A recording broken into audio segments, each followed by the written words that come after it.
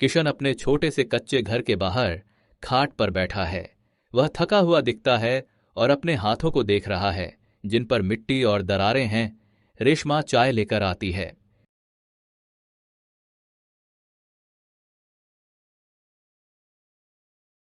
रेशमा चाय देते हुए। इतनी सुबह उठ गए, रात को भी तो अच्छे से सो नहीं पाए थे। किशन चाय पीते हुए। नींद कहाँ आती है रेशमा। इस बार भी फसल को पानी की सख्त जरूरत है। अगर 2-3 दिन और बारिश नहीं हुई तो सब सूख जाएगा। रेशमा, चिंता मत करो।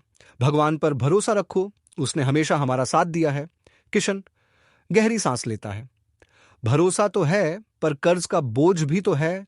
खाद बीज का पैसा चुकाना है। अगर फसल बर्बाद हुई तो साहूकार वह बात अधूरी छोड़ देता है। तभी रोहन, उनका बेटा, कमरे से बाहर आता है।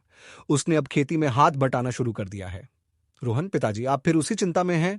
मैंने मौसम की रिपोर्ट देखी है, आज शाम तक बारिश होने की संभावना है। किशन थोड़ा हैरान होकर, संभावना?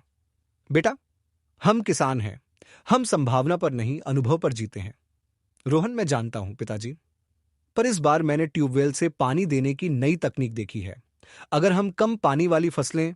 किशन बात काटते हुए, नहीं, हमारे पुरखों ने जो उगाया है वही उगाएंगे। ये जमीन बरसों से हमें पालती आई है, मैं इसके साथ कोई प्रयोग नहीं कर सकता। तुम शहर जाओ, वहां तुम्हारी पढ़ाई काम आएगी।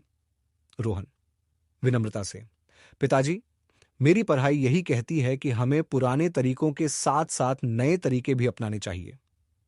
मैं शहर से लौटा हूं ताकि आपकी किशन और रोहन दोनों खेत में काम कर रहे हैं। किशन हल चला रहा है और रोहन एक मशीन की मरम्मत कर रहा है जो वह शहर से लाया है। किशन पसीना पोंछते हुए, थक गया होगा तू। ये काम तेरे बस का नहीं है रोहन, जा घर पर आराम कर। रोहन मुस्कुराते हुए, थकूंगा नहीं पिताजी, ये मिट्टी मेरे अंदर भी है। देखिए, ये मशीन पानी की बर्बादी कम करेगी और खेत के उस कोने तक पानी पहुंचाएगी जहां हमारा हल नहीं पहुंचता। किशन थोड़ी देर देखता है, फिर सिर हिलाता है। पता नहीं, मुझे तो बस ये मिट्टी और मेरा हल ही समझ आता है। रोहन, मैं आपका अनुभव और अपना ज्ञान दोनों को साथ मिलाना चाहता हूं, तभी तो हम और ज्यादा किसानों की मदद कर पाएंगे। अगर आप सिर्फ गरीब किसान बने रहेंगे तो हम कभी आगे नहीं बढ़ पाएंगे।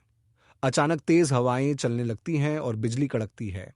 किशन खुशी से, यह हवा। लगता है रोहन तेरी बात सच होने वाली है। जोरदार बारिश शुरू हो जाती है। किशन, रेशमा और रोहन तीनों बारिश में भीग रहे हैं, लेकिन उनके चेहरे पर खुशी और संतोष है। रेशमा हाथ जोड़कर, भगवान का लाख लाख शुक्र है।